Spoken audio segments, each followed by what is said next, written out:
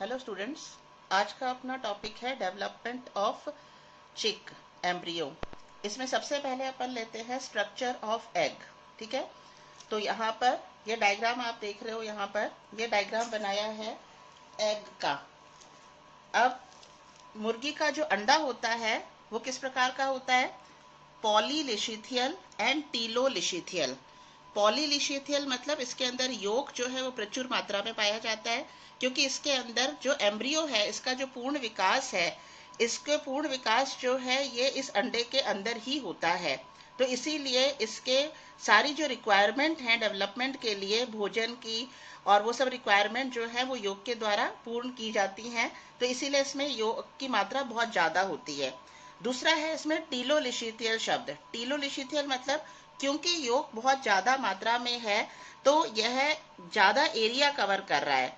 और इसके अंदर जैसे यहाँ मैं आपको एक ये दिखाती हूँ, ये मान लो कि ये है इसकी अंड कोशिका। तो इस अंड कोशिका में केवल ये इतना सा जो एरिया है, जो छोटा सा जो एरिया शो किया है, ये वो एरिया है जहां पर कि जाइगोट का न्यूक्लियस वाला भाग है और एक्टिव साइटोप्लाज्म है।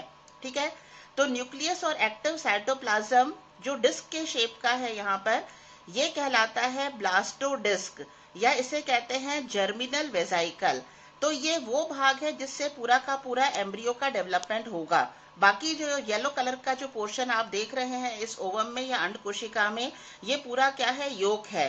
तो इस तरह से जो मुर्गी का अंडा है, उस अंडे के अंदर एक छोटा सा डिस्क शेप में पाया जाता है ब्लास्टोडिस्क एरिया, जिसके अंदर होता है न्यूक्लियस और जिसमें होता है एक्टिव साइटोप्लाज्म। केवल इतने से पोर्शन से जो है चिक का डेवलपमेंट होता है और ये बाकी पूरा जो है ये योक है।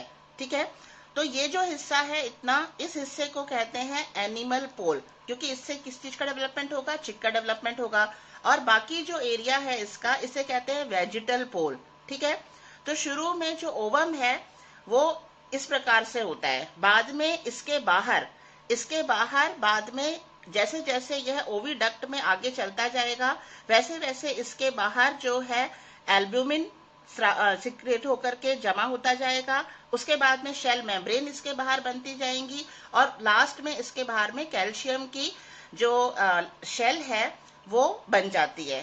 ठीक है, तो अब यहाँ पर हम डायग्राम में देखते हैं। यहाँ जो बॉल का जो एग्जाम्पल आपको बताया वो ये गोल वाला जो हिस्सा है, केवल ये वाला हिस्सा है, यानी ये है अंड कोशिका या ओवम।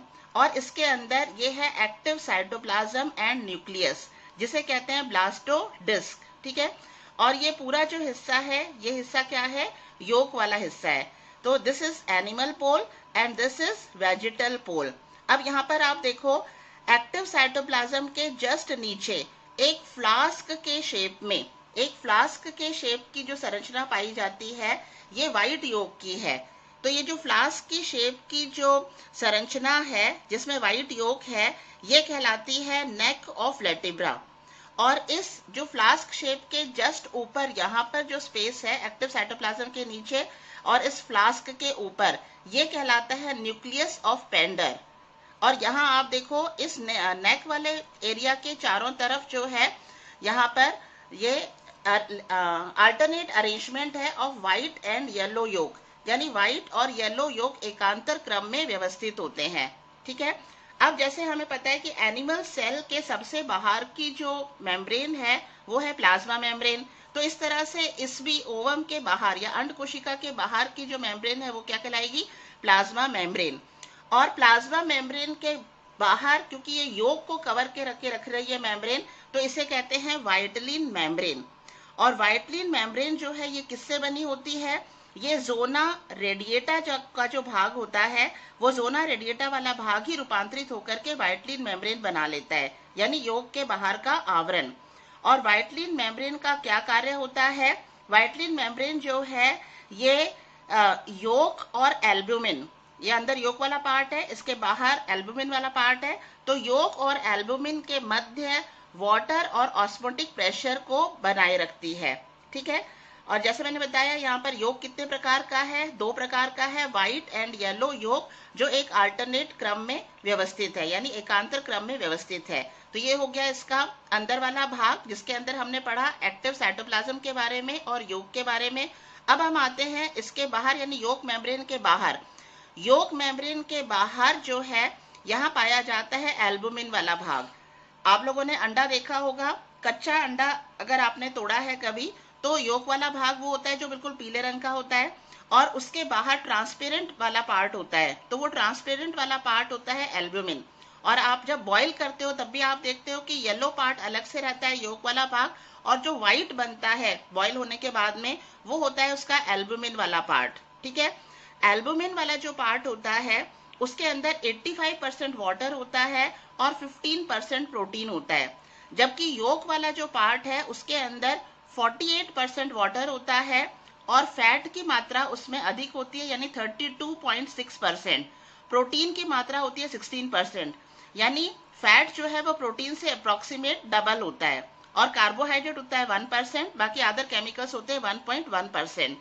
तो अब हम आते हैं एल्बुमिन वाले भाग में। एल्बुमिन वाला भाग जो योग के बाहर वाला भाग है, ये जो है इसे भी दो भागों में बांटा जा सकता है। योग मेम्ब्रेन या वाइटलिन मेम्ब्रेन के जस्ट बाहर वाला जो एल्बुमिन होता है वो गाढ़ा होता है, जेली समान होता है, सेमी सॉलिड लेयर होती है वो एल्बुमिन की, और वो जो लेयर होती है वो कहलाती है कैलेजीफेरस लेयर। आप उसको कैलेजीफेरस नाम से भी याद रख सकते हो, कैलेजीफेरस लेयर। ठीक है, ये जो लेयर होती है ये गाढ़ी होती है, जेली समान होती है, सेमी सॉलिड लेयर होती है, और इसी कैलेजीफेरस लेयर से ही एग के दोनों साइड में, यहाँ पर आप एक रस्सी जैसी संरचना देख रहे हो ना दोनों साइड में, तो इस तरह से रज्जू जैसी संरचना फॉर्म होती है। ये दोनों साइड में जो रज्जू जैसी संरचना होती है इसे कहते हैं कैलेजा। अब कैलेजा का क्या फंक्शन है? कैलेजा क्या करता है? इस अंड कोशिका को एल्बुमिन में अपनी जगह पर बनाए रखने का कार्य करता है। जैसे अंडे उठाते हैं यहाँ से वहां या कहीं भी है, हिल रहा है, लेकिन ये जो कैलेजा है ये क्या करेगा? इसको अपनी जगह पर बनाए रखेगा। अगर ये कैलेजा नहीं हो तो ये हो सकता है यहाँ टकरा जाए या वहां टकरा जाए, कहीं टकरा जाए, तो ये कैलेजा क्या करता है? इसको अपनी पोजीशन पर, एल्बुमिन में अपनी पोजीशन पर बनाए रखने का कार्य करता है। ठीक है, तो ये हो गया एल्बुमिन का जो गाढ़े वाला जो लेयर है वो। अब हम आते हैं इसके बाहर, यानी कैलेजीफॉर्म के बाहर जो एल्बुमिन होता है, वो एल्बुमिन जो होता है जैसे मैंने बताया उसमें 85% वाटर है और 15% प्रोटीन है। तो ये वाला जो भाग है, इस भाग का क्या कार्य है? इस भाग का मेन कार्य तो क्या है कि बाह्य आघातों से, बाहर से कोई मैकेनिकल या केमिकल इफेक्ट हो रहा है या झटके लग रहे हैं रासायनिक या यांत्रिक, तो उन झटकों से अंदर जो एम्ब्रियो का डेवलपमेंट हो रहा है, इस एम्ब्रियो की सुरक्षा प्रदान करना। ये तो है, इसका क्या है? 85% वाटर है। तो 85% वाटर है, यानी ये पानी स्टोर करता है ताकि जो है इसको पर्याप्त पानी मिल सके, ये सूखे नहीं, डेवलपिंग एम्ब्रियो सूखे नहीं। इसके अलावा ये नरिशमेंट भी प्रोवाइड करता है। जब योग खत्म होता जाता है वैसे वैसे एल्बुमिन को भी काम में लेते रहते हैं नरिशमेंट के लिए, डेवलपिंग एम्ब्रियो इसको नरिशमेंट में काम लेते रहते हैं। तो इसका मतलब एल्बुमिन का मेन काम क्या हो गया? प्रोटेक्ट करना, बाह्य आघातों से पानी को स्टोर रखना और नरिशमेंट करना डेवलपिंग एम्ब्रियो का। अब एल्ब्यूमिन के बाहर यहाँ हम देख रहे हैं 3 लाइनें मैंने बनाई है। इसमें से जो शुरू की जो 2 लाइनें हैं ये क्या शो कर रही हैं? ये हैं मेम्ब्रेन, शेल मेम्ब्रेन। आपने, वापस में आ जाती हूँ, अंडा जब बॉईल किया है तो, या हम प्याज का भी अगर उदाहरण लेते हैं, प्याज जब हम काटते हैं तो उसका जो आवरण होता है उसके अंदर एक ट्रांसपेरेंट झिल्ली होती है। उसी तरह से अंडे का जो कैल्शियम का कवच होता है, उस कवच के नीचे एक पतली सी झिल्ली होती है। तो वो जो पतली सी झिल्ली होती है वो ये मेम्ब्रेन है, शेल मेम्ब्रेन, जो शेल के नीचे है, कैल्शियम कार्बोनेट की शेल के नीचे है। ये मेम्ब्रेन जो है ये 2 मेम्ब्रेन होती हैं, और दोनों मेम्ब्रेन सतत एक दूसरे से जो है एकदम कंटिन्यू चिपकी हुई सी रहती हैं। केवल यहाँ जो चौड़ा वाला भाग होता है यहाँ पर इन दोनों मेम्ब्रेन में स्पेस रहती है बीच में, और ये स्पेस कहलाती है एयर स्पेस। तो यहाँ ये आउटर मेम्ब्रेन और इनर मेम्ब्रेन, बाकी पूरी जगह ये सतत है, लेकिन यहाँ आगे की तरफ कुंद वाले हिस्से में इसमें स्पेस होती है। तो यहाँ ये स्पेस क्या कार्य कर रही है? एयर स्पेस, यानी इसमें वायु भरी हुई है, तो यहाँ ये इसके जो है रेस्पिरेशन में मदद करती है। ठीक है, डेवलपिंग एम्ब्रियो को ऑक्सीजन प्रोवाइड करना, इसमें ये हेल्प कर रही है एयर स्पेस। और जो मेम्ब्रेन है ये किसकी बनी होती है? केराटिन फाइबर की बनी होती है दोनों मेम्ब्रेन। उसके बाद हम आते हैं इससे भी बाहर का आवरण। जब हम अंडा बाहर से देखते हैं तो उसमें कई बार क्या व्हाइट कलर का या और कलर का हो सकता है आधा पक्षी में, तो मुर्गी के अंदर जनरली व्हाइट कलर का होता है। तो यहाँ पर ये जो बाहर का जो शेल है ये कहलाता है, ये मेन शेल है, ठीक है। ये किसका बना होता है? कैल्शियम कार्बोनेट का बना होता है, जनरली व्हाइट कलर का होता है। उसके ऊपर छोटे छोटे छोटे छोटे पोर्स होते हैं और इन जो पोर्स में जो है प्रोटीन भरा रहता है।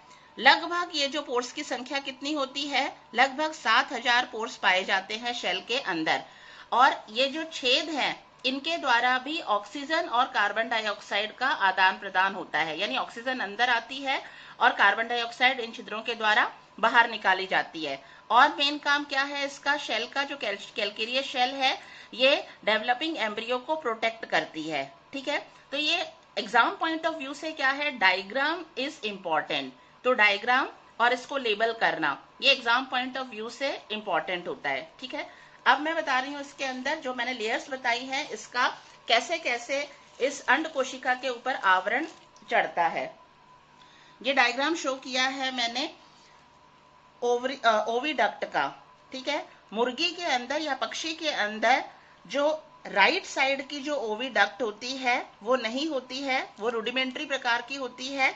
क्यों? क्योंकि उड़यन के लिए, अडेप्टेशन के लिए, लाइट वेट रहना है, पक्षी को उड़ना है तो लाइट वेट रहने के लिए इसके अंदर राइट साइड की जो ओविडक्ट होती है ये नहीं पाई जाती है। केवल किस साइड की पाई जाएगी? एक ही ओविडक्ट पाई जाती है, ठीक है। यहाँ पर ये ओवरी शो किया है। ओवरी से जो ओवा रिलीज होकर के कहाँ ग्रहण कर लिया जाता है? ओविडक्ट में। ओविडक्ट में कितने भाग हैं? ये सबसे पहला है फनल के जैसी संरचना है और यहाँ पर एक बड़ा सा छिद्र है, इस छिद्र को कहेंगे ऑस्टियम। और यहाँ पर झालर जैसी संरचना होती है और ये जो फनल शेप की संरचना है इसको कहेंगे इनफंडिब्यूलम, ठीक है। इनफंडिब्यूलम के बाद में ये कॉइल्ड जो संरचना है ये संरचना कहलाती है मैग्नम। मैग्नम के बाद में संरचना आती है इसकी इस्थमस और इस्थमस के बाद आता है यूट्रस वाला भाग, ठीक है। यूट्रस में ही शेल ग्लैंड्स भी पाई जाती हैं। यूट्रस के बाद आता है वेजाइना वाला पार्ट और यूट्रस और वेजाइना के बीच में ये जंक्शन है। तो ये जंक्शन क्या है? यूट्रस और वेजाइना जंक्शन, ठीक है। तो ये तो हो गए इसके पार्ट ओविडक्ट के। तो ओविडक्ट के पार्ट कौन कौन से हुए? इनफंडिब्यूलम हुआ, फिर मैग्नम हो गया, फिर इस्थमस हो गया, फिर यूट्रस हो गया और फिर वेजाइना, ठीक है। अब हम लेते हैं हर पार्ट में कौन कौन का क्या क्या फंक्शन है। सबसे पहले आएगा फर्टिलाइजेशन। तो फर्टिलाइजेशन होता है इनफंडिब्यूलम वाले भाग में, ठीक है। तो फर्टिलाइजेशन हुआ इनफंडिब्यूलम भाग में। फर्टिलाइजेशन से क्या बन जाएगा? जाइगोट बन गया हुआ। जाइगोट बनने के बाद में वो आगे की तरफ कहाँ पहुंचा दिया जाता है? मैग्नम वाले पार्ट में। अब मैग्नम वाले पार्ट में जो है, जो जाइगोट बना है उसके चारों तरफ एल्बुमिन, यहाँ देखो आप, चारों तरफ एल्बुमिन सिक्रिएट होने लग जाता है। तो ये एल्बुमिन ऐड हो रहा है चारों तरफ। कौन से वाले भाग में? मैग्नम वाले भाग में एल्बुमिन सिक्रिएट होता है और वो इसके चारों तरफ डिपोजिट होने लग जाता है। उसके बाद में अंडा पहुंचा दिया जाता है कहाँ पर? इस्थमस वाले भाग में। फिर एल्बुमिन के बाहर वाली कौन सी लेयर थी? Shell membrane, 2 shell membrane. तो 2 शेल मेम्ब्रेन जो है वो इस्थमस वाले भाग में इस एल्बुमिन के बाहर 2 शेल मेम्ब्रेन ऐड कर दी जाती हैं, ठीक है। उसके बाद में जो है लास्ट क्या रह गया? Shell, calcareous shell. जब अंडा इस्थमस से यूट्रस वाले भाग में आता है तो यूट्रस के अंदर शेल ग्लैंड्स होती हैं। तो शेल ग्लैंड्स जो है ये कैल्शियम कार्बोनेट का आवरण इसके बाहर सिक्रीट करती है। तो सबसे ज्यादा समय यहाँ यूट्रस वाले भाग में लगता है। सबसे ज्यादा समय किसमें? जैसे 20 घंटे का समय लगा यहाँ पर, जिसमें जो है कैलकेरियस शेल इसके बाहर पूरी डिपोजिट हुई है, ठीक है। अब यहाँ लेते हैं फर्टिलाइजेशन, तो 15 मिनट में हो गया। 15 मिनट के फर्टिलाइजेशन जो इनफंडिबुलम में हुआ, उसके बाद में जो जाइगोट है वो पहुंचा दिया गया मैग्नम में। मैग्नम में उसके बाहर एल्बुमिन का आवरण चढ़ाया गया। एल्बुमिन का आवरण चढ़ाने में लगभग 3 घंटे का समय लगता है। पहले जो है कैलेजिफेरस लेयर बनती है और कैलेजा बनते हैं दोनों साइड में, फिर नॉर्मल एल्बुमिन, ठीक है। तो 3 घंटे का समय लगा उसमें। उसके बाद जो शेल मेम्ब्रेन, जो पतली 2 शेल मेम्ब्रेन बनती हैं, उनमें लगभग 1.5 घंटे का समय लगता है, जो इस्थमस में चढ़ाई जाती है उसके बाहर। और उसके बाद में जो बाहर जो मोटा आवरण है कैल्शियम कार्बोनेट का शेल, वो जो है शेल ग्लैंड्स के द्वारा सिक्रीट किया जाता है। तो इसमें लगते हैं 20 आवर्स। और उसके बाद में जब इसके ऊपर ये आवरण चढ़ा दिया जाता है कैलकेरियस का, उसके बाद में उसके फ्यू मिनट्स के बाद में ही अंडा जो है वो बाहर निकाल दिया जाता है। तो इस तरह से लगभग ओव्यूलेशन से लेकर के एग लेइंग तक का समय लगभग कितना हुआ, 25 आवर्स। ठीक है, तो आज जो आपको बताया इसके अंदर 3 क्वेश्चन मेन बनते हैं। सबसे पहले कि जो मुर्गी है उसका अंडा किस प्रकार का होता है, क्या आ जाएगा, पॉलीलिशिथियल प्रकार का एंड टीलोलिशिथियल प्रकार का। ठीक है, उसके बाद में दूसरा प्रश्न क्या है इसमें कि कौन कौन जो ओविडक्ट है उसमें कौन कौन सा जो पोर्शन है उसका क्या क्या कार्य है। ठीक है, और तीसरा इसमें प्रश्न आएगा कि इसका एग का जो संरचना है, जो डायग्राम आपको बताया गया था एग का, वो डायग्राम, ये एग का डायग्राम जो है ये आता है इसमें मेन। और इसके बाद में और इसका जो प्रश्न आते हैं वो आते हैं डिफरेंट, जो ये जैसे एल्बुमिन का क्या फंक्शन है, कैलेजा का क्या फंक्शन है, ठीक है, या ये जो मेम्ब्रेन है इनका क्या फंक्शन है, एयर स्पेस का क्या फंक्शन है, कैलकेरियस शेल का क्या फंक्शन है। तो इस तरह से जो है इनमें प्रश्न बनते हैं। Thank you.